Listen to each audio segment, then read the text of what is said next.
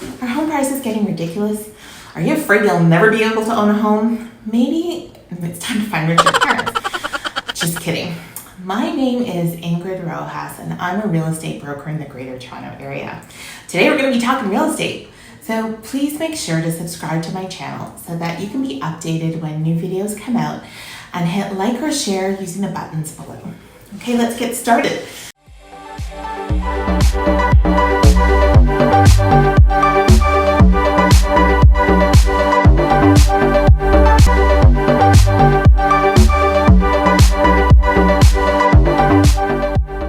One of the biggest hurdles to home ownership is affording the down payment required. On average, you can expect to need 10% at minimum of the purchase price of a home. On a $700,000 property, that's $70,000, in addition to the closing costs, which could be another 2 to 3%. That's $14,000 to $100,000 to $21,000. That's a lot of money. Today we're going to be talking about alternative options to afford homes. So the first one is what we call a gifted down payment. One way to afford a home is to use a gifted down payment. This method is very popular when parents are providing assistance to their children when purchasing a home.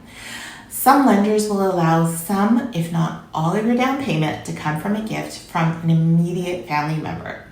Because it's a gift, you can't be obligated to pay it back. This is not a loan. The lender will require that the donor sign a letter stating that it's a gift and they don't intend to receive it back. This letter will also state your relationship to the donor. I'm making this sound simple, but there are many rules and criteria for using a gifted down payment. So make sure to speak to your unbiased mortgage professional before starting your home search. Disclose the fact that you'll be using a gifted down payment immediately so that your mortgage professional can help you meet the lenders and the government requirements. This is especially true if your gift is coming from overseas or internationally, because it adds an additional layer of complexity when complying with the anti-money laundering laws here in Canada. Another option is what we call pooling money. So where you purchase a home with a family member or friends, and it's becoming more and more popular as home prices continue to climb. This is called co-ownership, and there are some things to consider when doing this. You can co-own a home as joint tenants. That's similar to a married couple buying a home together, or tenants in common. The usual term tenant describes a person who rents or leases a property. For real estate owned it can be more than one person. However, a tenant is a co-owner.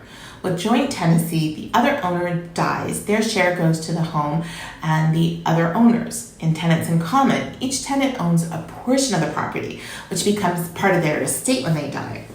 Whether registering as joint tenants or tenants in common, all owners on title will need to sign the mortgage, and there can only be one lender.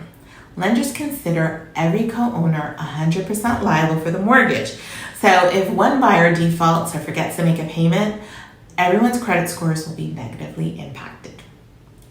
If you're considering co-ownership, always talk to a mortgage professional and a lawyer before making a purchase. There are many things to consider, such as if one party wants to sell their ownership or if one party loses their job. This is especially true if you're buying with friends. Renting out a portion of your residence.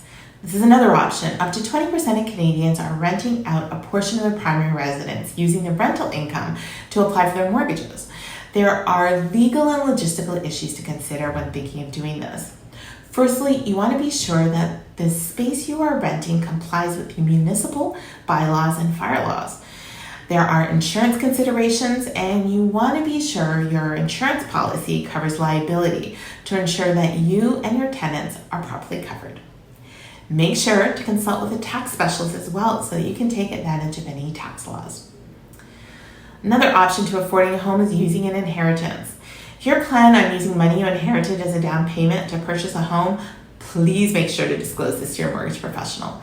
Some lenders will require that you've had the money in your account for more than 90 days prior to your purchase in order to comply with the Anti-Money Laundering Act.